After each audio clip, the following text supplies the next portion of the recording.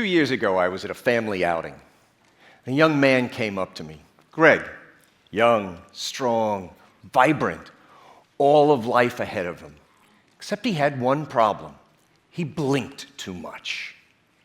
That blinking is a syndrome, a symptom of a disease that will leave him completely blind 10 years down the road. As he walked away, his dad came up to me, knew me as a medical scientist in clinical trials, said, "How could you help my son?" And I said, "No problem. I've got my portable computer here. We'll find a clinical trial for him. There's no therapy for his condition." And sure enough, it took 2 minutes. Found a clinical trial in their hometown in Boston. His dad looked at me and said, "Great. Thanks so much.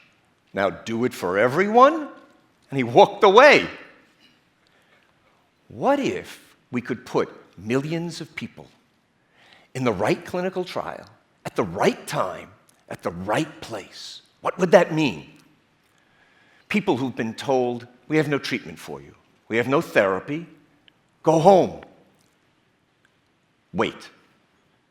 People who've had long-term diseases, hurts, pain, no therapy, no treatment.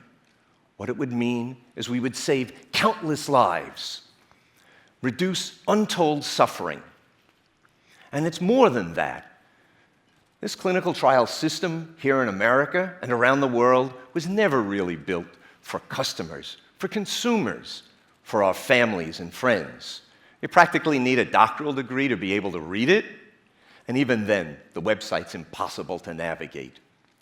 More than that, clinical trials for orphan diseases, and there are hundreds of them, with hundreds of thousands of patients altogether, rarely are able to fill the trials, and the research collapses, ruining careers. Research is wasted, resources, and the suffering of the patients. And also, minority patients are really underrepresented in clinical trials. So when the therapy is finally approved, they're at risk. What if we could make some sort of way to put people together, to make a matching, a dating service between the patients and these therapies?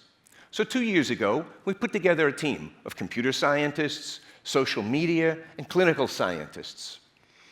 What we came up with was a system, a process for being able to do this. Sure, of course, we looked at the projects, the companies, and the molecules. But beyond that, what we did that was different is that we looked at the people. It's a patient-centric approach. And by putting people at the center of it, we were able to do something that was remarkably different. After all, when people are hurting, when you don't know where to turn, when you have no hope, you really don't want to enter your data into a software program. You can't push more hardware at people. They really want to talk to somebody. So what we did was we gave it a voice. So people are able to call us and talk with somebody who really cares about them, and we'll put them right into the appropriate clinical trial. Let me tell you about Janet. She called us, practically in tears. She'd been told that her breast cancer was untreatable. Go home and wait. We talked with her, found a clinical trial 30 miles from her home. Called them a couple days later. She went in. 5 months later, the cancer is in remission. She's better. She's back home. She's at work. She's enjoying her life. And she's telling people, lots of people she knows and lots of people she doesn't, that there is hope. What she did that we didn't know was that she'd made an advertisement, a public service announcement, and had it run on local television. That's the power of the human voice. Medical scientists shouldn't be walled off from communities, from our friends and family. Please, let's all use our voice. Let me pass on to you the challenge that dad gave to me 2 years ago. Use your voice, talk, speak out about whatever area you are working in, and begin to solve the problem for everyone. Thank you very much.